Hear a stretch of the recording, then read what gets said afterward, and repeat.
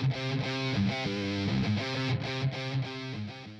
happy Sunday, everyone. We're here to make some nice baby back ribs today. Everyone's been asking how I go about doing it, so I figured I'll make a quick little video. Now, I've already taken these out of their packaging. Now, first step I like to do, which is very important, is we're going to try to remove this membrane. There's a membrane that kind of holds the meat onto the bones, and a lot of people neglect to find that membrane. Now, a lot of times you have to take like a paper towel or whatnot and try to find this one little membrane. Once you find it, it does peel off. It's that membrane. You want that out of there. We throw that away afterwards. All that kind of does is hold the meat a little too much on the bone. Sometimes this can be tricky. So what I like to try to do is see where I can pull on it, find a spot, which you can look right there, a little spot that kind of came out. So we're hoping that we can kind of find a couple of those, and one of them will get us. This one's a little trickier. Try to go down this end.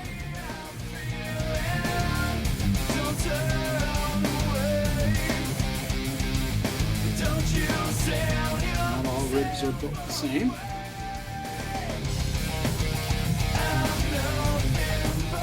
Right there. There it goes. See that? Once you find that spot,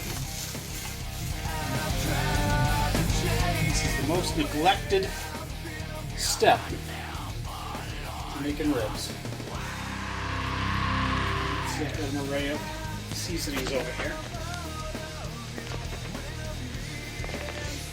Okay, so we got those all, the membrane off of those. Now we're going to take and splatter them up really nice with some yellow or spicy mustard. I use a little spicy brown today, that's what I had in the fridge. What we want to do is get a nice layer on these bad boys.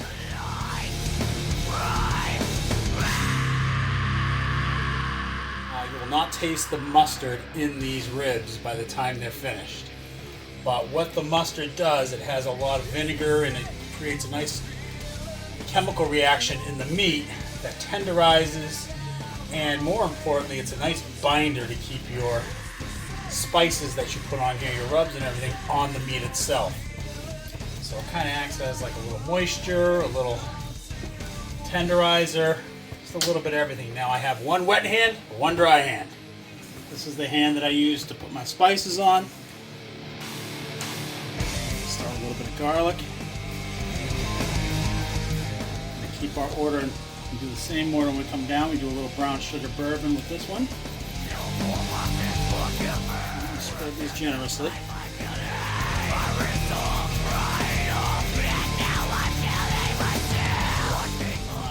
6 others here or whatever, so you want to make sure you save some room.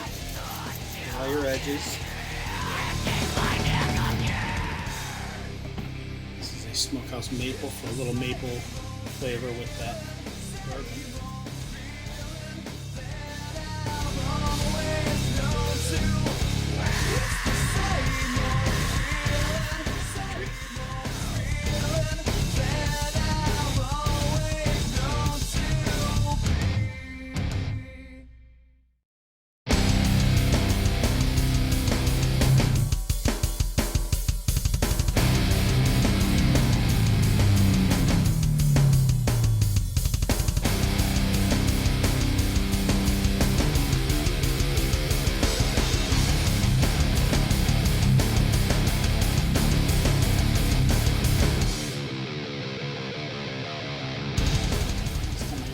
Too much of this one.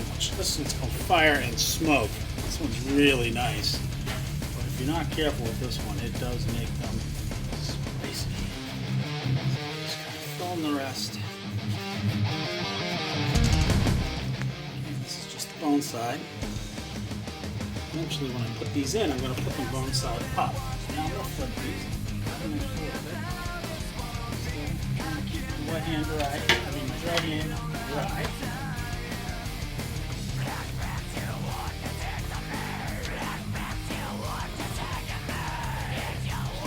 really nice.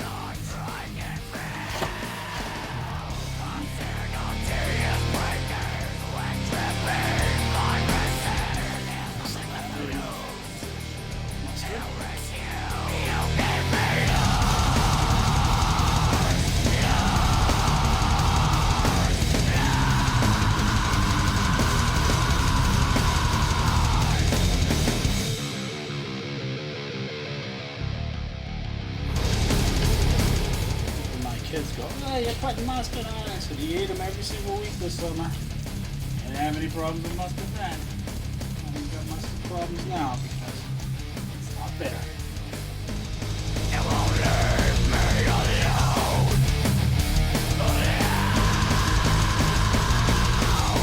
Flashbacks you want to take to me. Flashbacks you want to take to me. It's your work, my damn thoughts, my damn friends.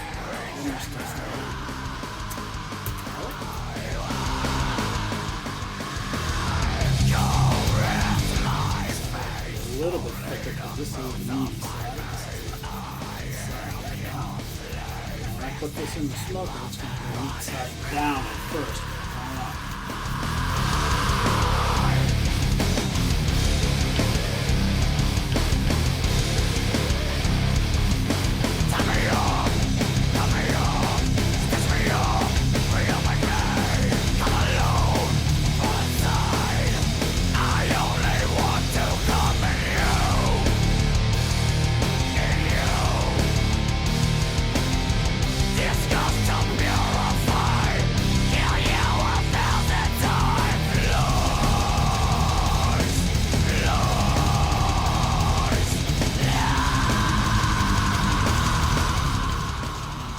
Doing these in a hickory smoke today.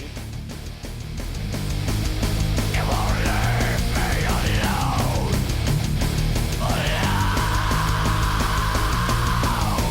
It's got to purify. Kill you another time.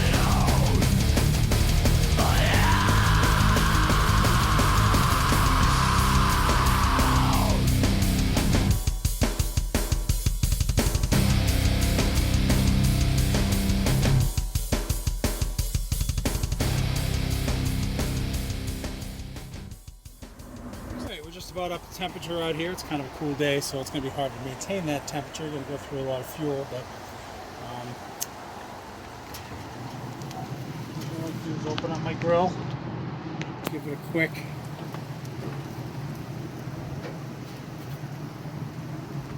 scrub here. Leave a lot of that stuff from last grilling on there for a little added flavor. We never really clean our grills, only about once a month. Give a good scrub. What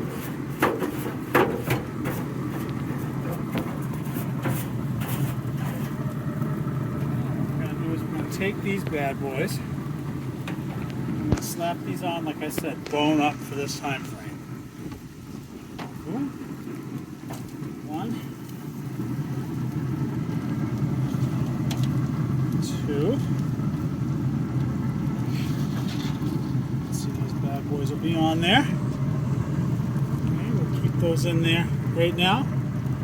3 hours, just like that. So it's been a couple hours now. We're just gonna, what I did was I made a little bit of a concoction of some apple cider vinegar with some water. And I went and got one of these $1 Walmart bottles for, you know, spraying hair or whatever. And so now we're going to just kind of, I like to give this a quick little spray. And I don't load these up, but what I do is I spray the foil that I set up underneath this. And what this does is it causes, again, the vinegar has that chemical reaction with the meat, and then the water now evaporates off that and adds the moisture that you want for your ribs to make them nice, that fall off the bone kind of texture. So we'll see you back soon. We do this about every half hour after about an hour and a half of cooking. So I started an hour and a half, and now I squirt it down every half hour or so with the vinegar. Okay, so it's been 3 hours now, and I'm taking the racks off the grill. Time to bring them into the house and start the next phase of this process, wrapping them. This part is important, as it serves a few purposes. First, it cuts back a bit of the absorption of the smoke flavor. Second, it helps to distribute the heat better for more even internal temperature. And lastly, and probably most important, it helps keep the moisture in while cooking. And this is exactly the moisture I was referring to. I am taking about a quarter cup of apple cider vinegar, putting in a bowl, adding equal part barbecue sauce. This one happens to be a sweet honey. And then I'll add equalish part water in the bowl. And I'm going to stir it up really, really good. Get that truly mixed.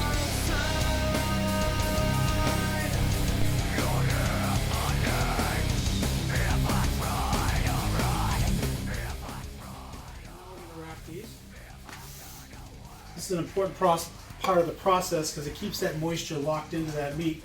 So again, we're trying to achieve that nice pull away from the bone feel. So I like to kind of kitty corner them in my paper. And then we add that mixture that we just presented earlier.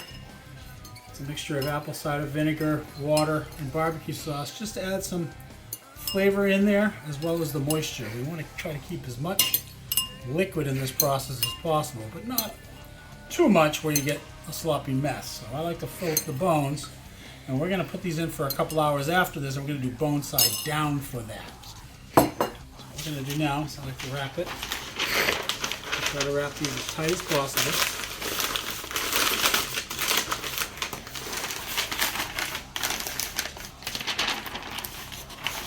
I just got this pink butcher paper from Amazon, of course. I'm going to be setting it bone side down, so I wrap this up this way so that when I put these in the smoker, they're going to be bone side down. Like that. Grab our next one.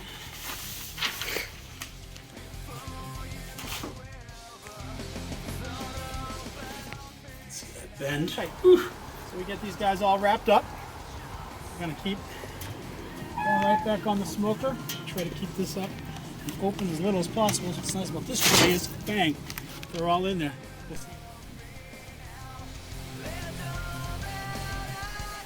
Okay, we are in our final hour of smoking these racks of ribs. Here I am generously applying barbecue sauce every 15 minutes using a brush to evenly coat the ribs. As you can see, one of the ribs in the back there pulled apart during some of the movement. And because of how tender these are, they are very fragile. Definitely use caution. Good sturdy pair of tongs and a nice workable brush here. The best tools for success. A quick spritz just to add a little more moisture to the mix. And we'll let these go for an hour. It's been an hour. Take these puppies right off. That's how they look. Very.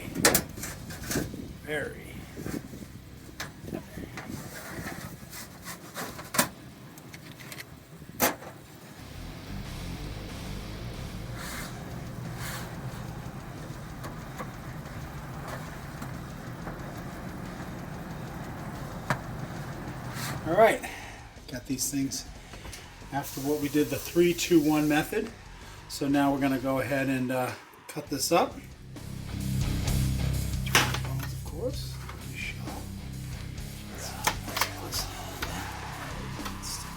They look nice and moist. Now let's give it a little bite and test it out here.